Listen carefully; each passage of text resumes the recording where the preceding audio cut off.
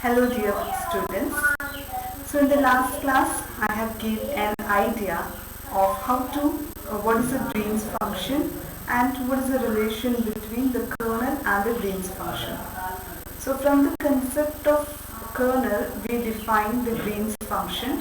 So definition we have stated that is Green's function, how we can define a Green's function. So it should have two values, one value for x less than theta and another value for x greater than theta. Moreover, it should satisfy the four properties that we have already stated. Okay, so it should be continuous, and also the first function g1 should be a solution of the ODE in its domain, and the second function g2 should be a solution of ODE in its domain. And also the boundary condition should be prescribed. G1 should satisfy the boundary condition at x equal to a, and G2 should satisfy the boundary condition at x equal to b. The Green's function should be continuous, and its first order should have discontinuity of magnitude minus 1 by p of theta. Now based on these four properties, we will see how to construct a Green's function. So this construction is very important.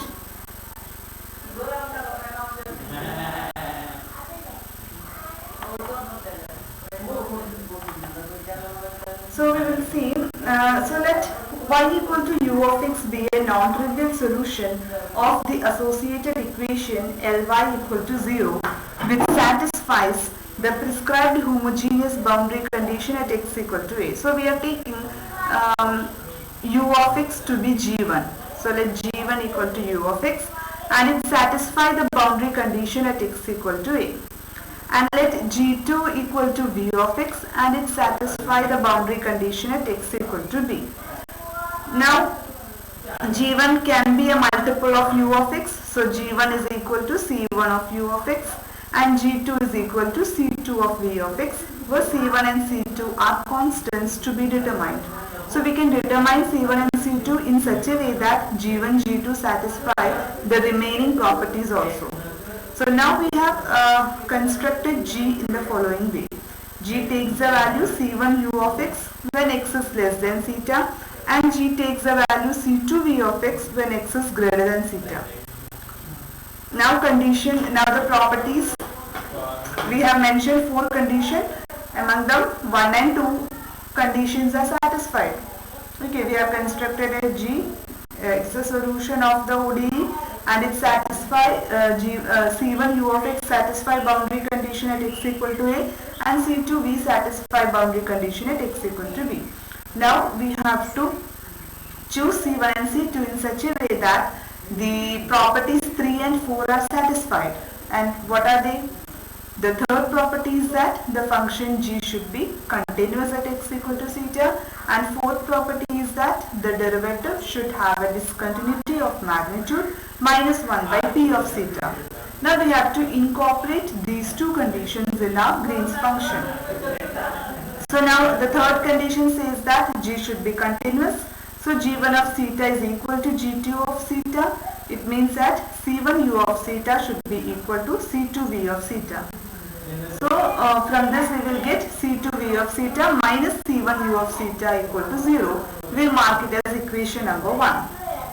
Now condition 4 implies that the first order derivative should have a discontinuity of magnitude minus 1 by p of theta, which is mathematically which is equivalent to writing g1 dash of theta.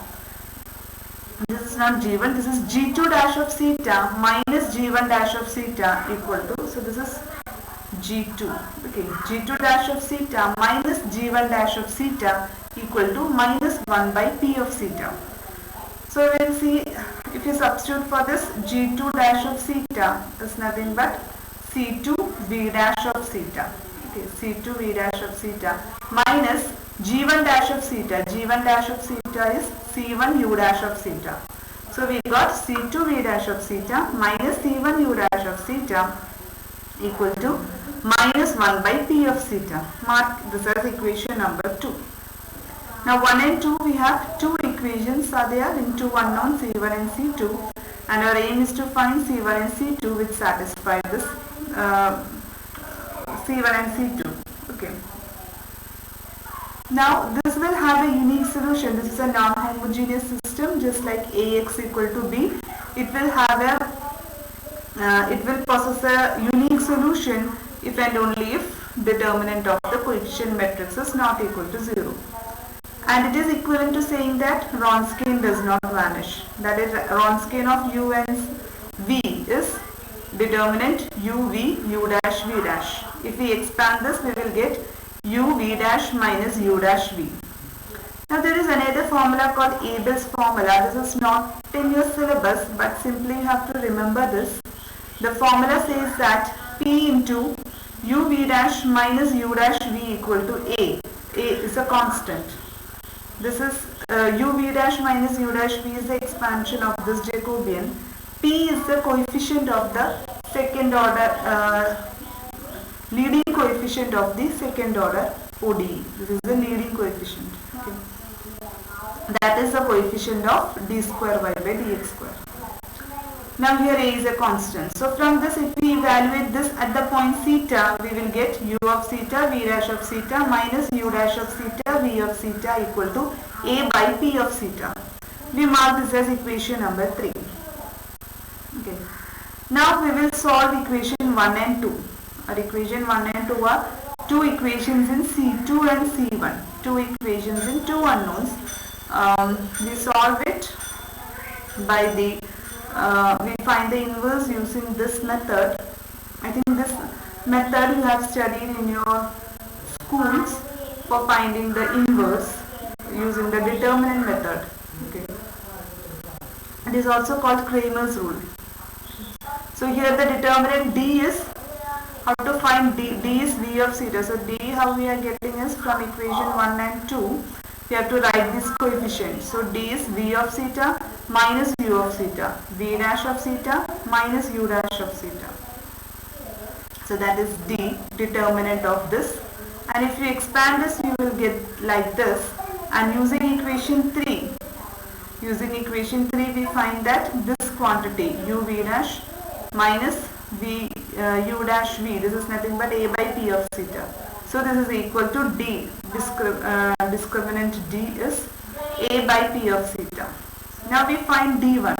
So when we write D1, what we will do is, in the first row we will write the RHS of equation 1 and 2. And in the second row we will write the same coefficient, that is minus U of theta minus U dash of theta. So when we write D1, we will write the RHS as the first coefficient. Similarly, when we write D2, we will write the RHS in the second column. 0 minus 1 by P of theta is the RHS. And when we write D2, in the first column we write the same value, V of theta, V dash of theta. But in the second column we write the coefficient RHS terms. So it is 0 minus 1 by P of theta.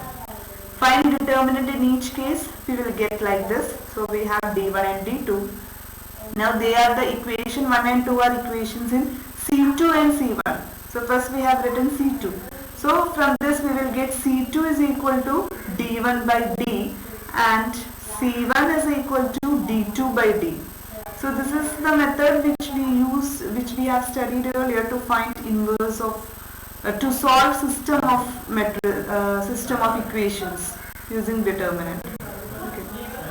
So C1 is D2 by D, which is equal to minus V of theta by A. This simplification you can do. Okay. So we got C1 and C2. Now our aim is to substitute the value of C1 and C2. So G of x theta is C1 U of x when x less than theta and C2 V of x when x greater than theta. Substitute the value of C1, substitute the value of C2.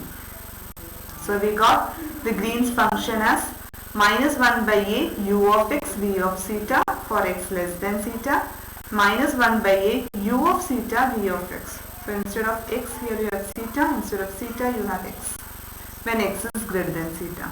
So in this way we have constructed the Green's function.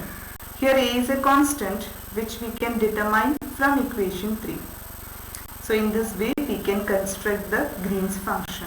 So once the Green's function is known to us, we can formulate the corresponding integral equation very easily. So this we will discuss in the next class. Thank you.